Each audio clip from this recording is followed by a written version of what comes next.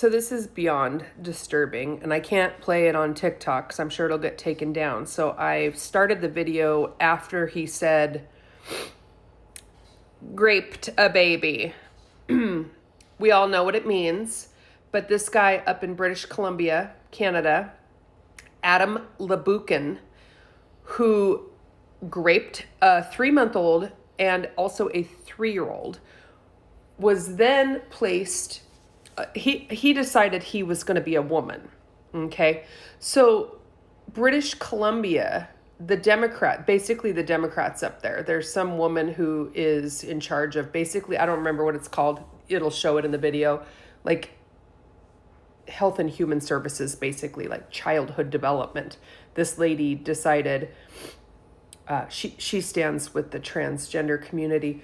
She has decided to turn her cheek because this guy is transgender. So they put him in a women's prison up there where he has now continued to assault women. And in that prison, these women are able, if they have little kids, babies or whatever, they're allowed, like, I don't remember exactly what the date, like they can have their kids with them for a certain amount of time.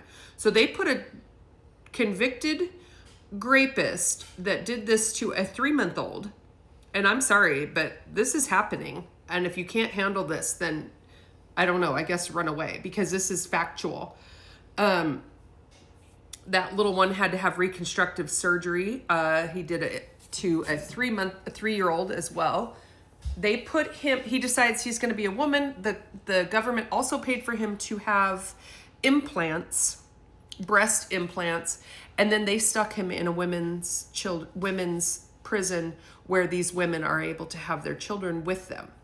This guy also goes on to talk about how it's even worse, the ideology of what's going on in Washington state. So I'll just let you listen. It touches on, obviously, like, remember the Jamie Pedosin talking about how they made it so that parents have no access to their children's medical records if they're 13 years old, and that they essentially can go schedule their own double mastectomy without their mom or dad knowing. And private insurance, you might get a bill. You know what? I'll just let you listen to the guy.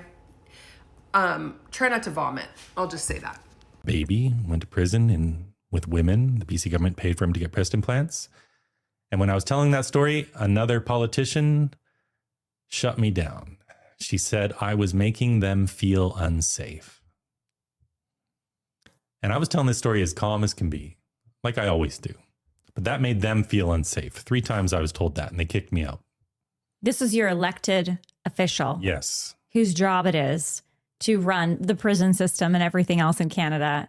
And you're there as a constituent to share your concerns. Right. And you made them feel unsafe by just repeating a story that is factual. Correct. And happening just nearby in their own jurisdiction.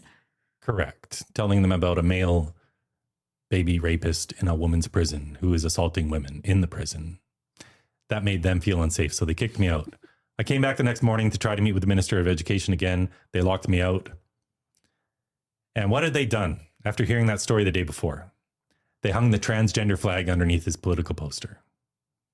I have subsequently told this story online in great detail. Grace Lohr, that woman I was speaking to, who became the Minister of Children and Family Development. Well, what I didn't know at the time I first spoke with her, she was a former gender studies professor at the University of Victoria. Of course. Of course, she becomes the Minister of Children and Family Development. That's so terrifying. For all of Canada or for just Vancouver? Just British Columbia. Or for British Columbia. Wow. And so when I told this story on Twitter and I tagged her, she responded, proudly stating simply, I stand with the transgender community. That's their response. They don't care. So they to them, they stand with the child rapist. That's right. Because he's decided he's trans, and that's going to be the He says reason. He's a woman, so he's a woman. Now, this is the same in California with people like Scott Wiener. It's the same with Gavin Newsom. Snake-tongued Gavin Newsom. He'll say whatever you want to hear in that moment, but he doesn't care about any of these issues. He only cares about power. And this is going on in several U.S. states. Washington state is worse than British Columbia. What's happening in Washington state? At the age of 13, parents have no access to their children's medical records. They have no ability to intervene in any mental health care for their child. That includes so-called gender affirming care. And please, to those watching, never use those terms. It's not gender affirming care. That's a euphemism. What do you like? What term do you think should be used? I just use basic language. I mean, I call it a double mastectomy. I don't call it top surgery. Puberty blockers. Puberty blockers. Give it the name I call it actually what childhood it sex does. changes, perhaps. But you can't change your sex either. I just try to use basic common terms that everyone understands. It's important when speaking about these issues to speak as though a 10-year-old can understand you. We don't need to use the fancy terms. That's the purpose of a communication, is to have your communication received and understood. There's no point using big words if no one knows what you're talking about.